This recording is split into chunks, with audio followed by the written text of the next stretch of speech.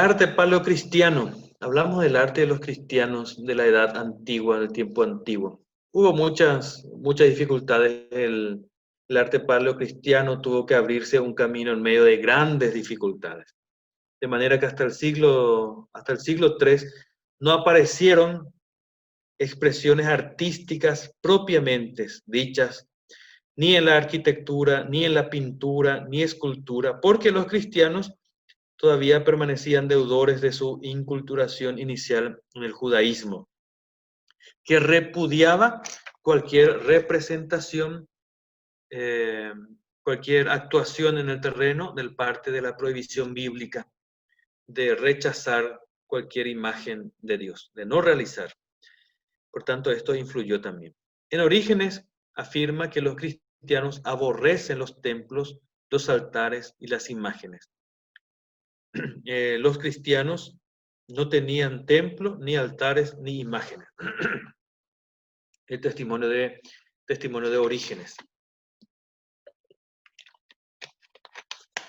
Minucio Félix Tertuliano también se declaraban contrarios ante cualquier representación cristiana. El primero, porque se basaba en el espiritualismo del Dios cristiano, al que no es posible contener en un templo, en una imagen. Es interesante la propuesta también, ¿verdad?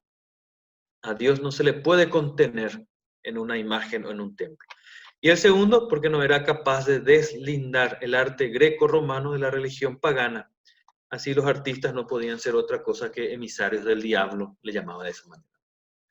Pero aún así había necesidad de esta imagen de representar. Y hablamos de la inculturación del evangelio en el arte paleocristiano. No es extraño que los artistas paleocristianos tomaran elementos propios del arte greco-romano y reinterpretara a la luz de la fe, purificándolos unas veces y otras adaptándolas sin más. Por ejemplo, tenemos la figura del Orfeo, que vamos a ver qué es el Orfeo inmediatamente. La imagen del pastor, de la orante, de las cenas de maternidad, de las 4 estaciones y del pavo real. Todos estos signos, imágenes, es de uso pagano. El Orfeo, que es un mito, que un personaje que con un arpa, con una lira, engatusa, atrae a los animales salvajes, amansa a los animales salvajes. El pastor, que también es una imagen pagana, que los cristianos inmediatamente utilizan a Jesucristo, buen pastor, recordándose el Evangelio de Juan, de la orante, que se cristianizó, vamos a ver ahora, la escena de maternidad, que se le atribuye a la Virgen María, de las 4 estaciones, bien pintadas en las catacumbas cristianas, y del pavo real, que tendrá también un sentido cristiano. Aquí vemos a Masías. Masías era de la cultura helenística, la idea de un dios colgado de un madero.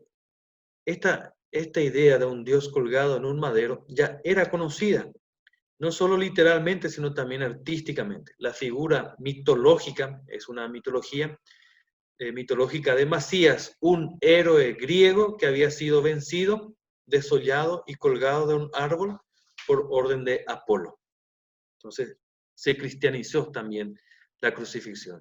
Recordemos que en los primeros siglos a Cristo crucificado nunca se le representó. Jamás vamos a encontrar un Cristo crucificado en este tiempo. Un Cristo glorioso sí, que después se va a ver, pero en los primeros siglos en realidad a Jesús no se le representa. También se le presenta a Orfeo, que es un dios mitológico. Vamos a ver Orfeo, aquí está.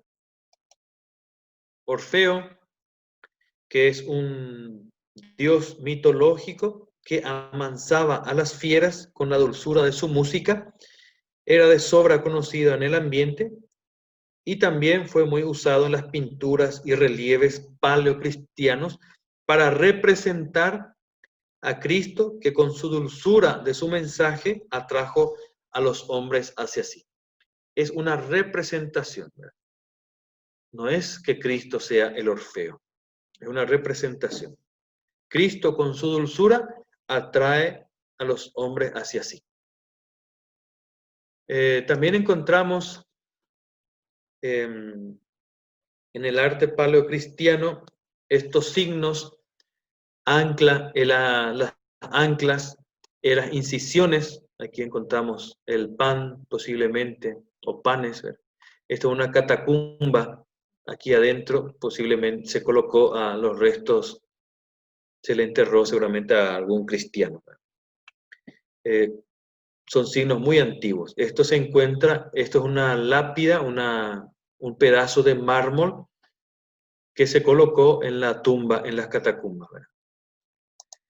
También en este tiempo se utilizaba mucho el ictus, que alude a Cristo. Ustedes conocen ¿verdad? El pez alude directamente a Cristo, que significa Jesucristo, Deus iusoter, Jesucristo, Hijo de Dios y Salvador. Esto tal vez sea el primer signo de los cristianos, el ictus. Era también conocida, aquí vemos una representación, el bautismo de Cristo, pero esta vez aparece como un niño. A Cristo en los primeros siglos jamás se lo representa, no se le representa como un adulto. Después va a venir barbudo, con poderes, pero siempre con un rostro, con rostro juvenil, sobre todo en en algunos sarcófagos cristianos se lo representa de esa manera. El arte catacumbal de las catacumbas no se atrevió a mostrar a los fieles a Cristo crucificado porque la cruz era símbolo de un escarnio demasiado fuerte, escándalo para los judíos, dice San Pablo, y necedad para los griegos. En las catacumbas tampoco aparece una cruz desnuda, a no ser crípticamente como un ancla invertida, lo que hemos visto, ¿verdad? No en forma de ancla. La cruz gamada, es decir, la cruz con joyas, con piedras preciosas, en algunas ocasiones se realizaba, pero jamás a Cristo crucificado. Cristo era representado en los frescos, esto es un fresco, en las catacumbas y en los relieves de los sarcófagos como un joven imberbe, signo de la eterna juventud, nunca con barba. Se le representaba también como un filósofo, con los vestidos de un filósofo, como un maestro que enseña a sus discípulos la verdadera sabiduría, como un pastor que lleva a la oveja perdida por sus hombros, como Orfeo, que ya hemos visto, que encandila y amansa a las fieras, y también las escenas del Evangelio en las que Jesús realiza gestos salvadores, como la resurrección de Lázaro, la curación del paralítico, del ciego de nacimiento, la multiplicación de los panes, la conversión del agua en vino y en otras, que vamos a ver en algunos. Lo que sí, los cristianos en las catacumbas representaban más gestos del Antiguo Testamento. Por ejemplo, aquí representaba esto a Noé. Aquí está la paloma que trae, ustedes recuerdan, supuestamente esta es la barca, él está ahí desesperado en el agua, viene la paloma con un ramo de olivo, creo, que trae, ¿verdad? Escenas del Antiguo Testamento es lo que se representaba mucho, ¿verdad? También el signo del cisne, paloma o pelícano, representando también a Cristo. Primero signo, esto es un fresco. Aquí encontramos también de escenas del Antiguo Testamento, en las tumbas de los cristianos, a Jonás que es lanzado de la barca, y en otra escena cuando la ballena le escupe o le saca, ¿verdad? ¿Me recuerdan ustedes a estos personajes que fueron metidos en el horno Esdras, Misras, Anasés, representan representantes del Antiguo Testamento. Aquí vemos el signo cristiano también muy utilizado, el ancla con los peces, recordando las escenas evangélicas, los peces, 2 peces, 5 panes, etc. Sobre todo se ve aquí, ¿verdad? 5 panes y 2 peces. El pastor, que es una representación pagana, pero que se cristianizó porque era muy cercano a los cristianos. Escenas de la última cena, por ejemplo, esto es ya muy atrevido en ese tiempo, ¿verdad? Signos eucarísticos, signo eucarístico es lo que hemos visto, ¿verdad? 5 panes y 2 peces. Escenas del Antiguo Testamento, la creación, Adán y Eva. Esto sí es una representación de Cristo como maestro que está enseñando.